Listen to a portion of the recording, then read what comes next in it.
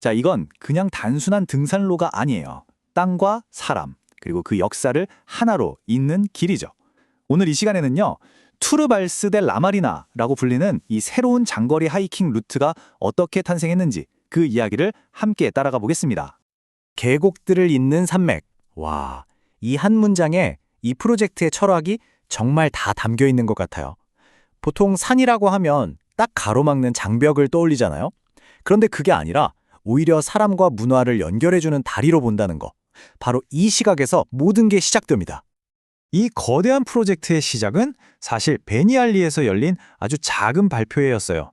바로 저자인 호안 엘리에스 안드레스 그리고 발데 가이네라 친구들 협회가 정말 오랫동안 품어왔던 꿈을 드디어 현실로 만들어낸 바로 그 순간이었습니다. 그러니까 우리가 걷게 될 이 길이 그냥 흙길이 아니라는 거죠. 생각해보세요. 과거 이 지역 사람들이 매일 오가던 길이잖아요. 그들의 삶, 경제, 또 공동체의 정체성 같은 것들이 마치 나이테처럼 켜켜이 쌓여있는 뭐랄까 살아있는 역사책을 한 장 한 장 넘기는 거나 마찬가지입니다. 자, 그렇다면 이 길에 담긴 영혼은 대체 뭘까요? 저자는 어떤 생각으로 이 엄청난 여정을 구상하게 된 걸까요? 그 속을 한번 들여다보겠습니다. 알고 보면 이 길에는 두 개의 영혼이 함께 숨쉬고 있어요.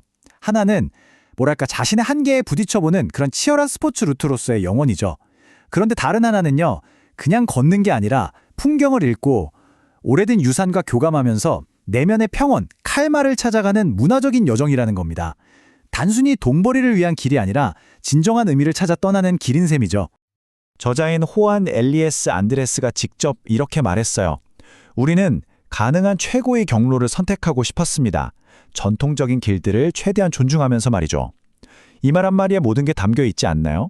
그냥 새로운 길을 뻥 뚫는 게 아니라 이 땅에 품고 있는 역사와 풍경에 대한 깊은 존중심이 고스란히 느껴집니다. 자, 그럼 이 여정이 도대체 어느 정도 규모인지 감이 잘 안 오시죠? 이제 숫자로 한번 명확하게 보여드릴게요. 총 길이가 무려 128km입니다. 이게 어느 정도냐면요, 거의 서울에서 대전까지의 거리보다도 더 길어요. 와, 정말 말 그대로 장거리 트레일이죠. 그리고 총 상승 고도는 5,670m. 여러분, 이게 백두산 높이의 2배가 넘는 수치예요. 그러니까 결코 만만하게 보일 여정이 아니라는 거죠. 상당한 신체적 도전이 필요합니다. 이 긴 여정 동안 우리는 무려 8개의 계곡을 지나게 됩니다. 각각의 계곡이 저마다 다른 색깔과 다른 이야기를 품고 있거든요. 정말 눈앞에 다채로운 풍경이 파노라마처럼 펼쳐지는 거죠. 전체 루트는 총 6단계로 되어 있어요.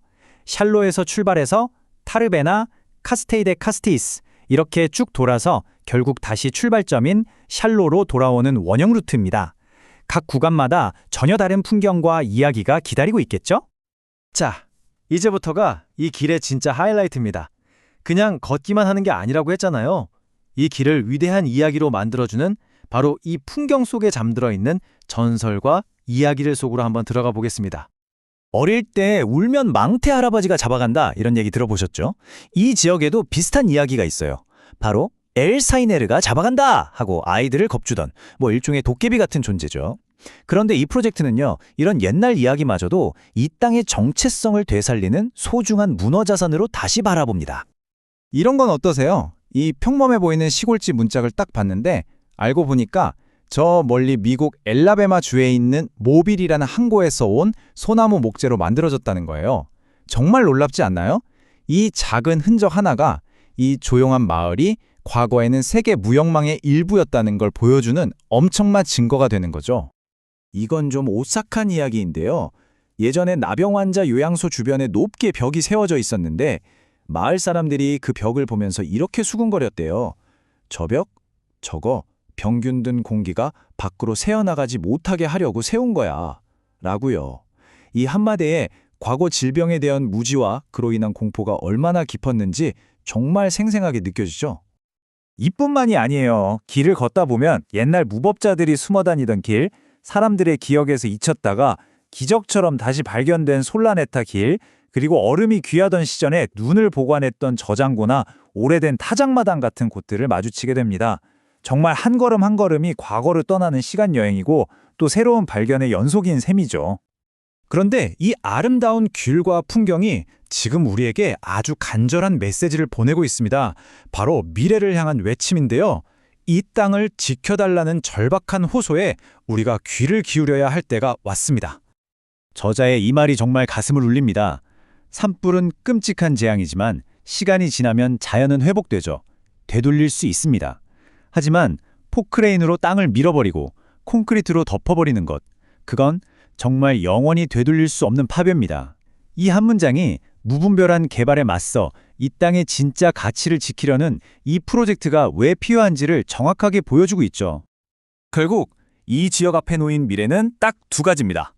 한쪽은 파괴적인 도시 투기로 이 아름다운 풍경과 고유한 정체성을 모두 잃어버리는 길, 다른 한쪽은 지속 가능한 모델을 찾아서 이 땅을 보호하고 새로운 미래를 만들어 가는 길.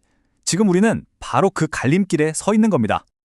그래서 이들이 꿈꾸는 궁극적인 목표, 그 비전은 바로 발스델라 마리나 국립공원을 만드는 겁니다. 이 위대한 풍경 전체를 법적으로, 공식적으로 보호해서 언제 닥칠지 모르는 개발의 위협이라는 이 끝나지 않는 불안감의 고리를 완전히 끊어내자는 거죠.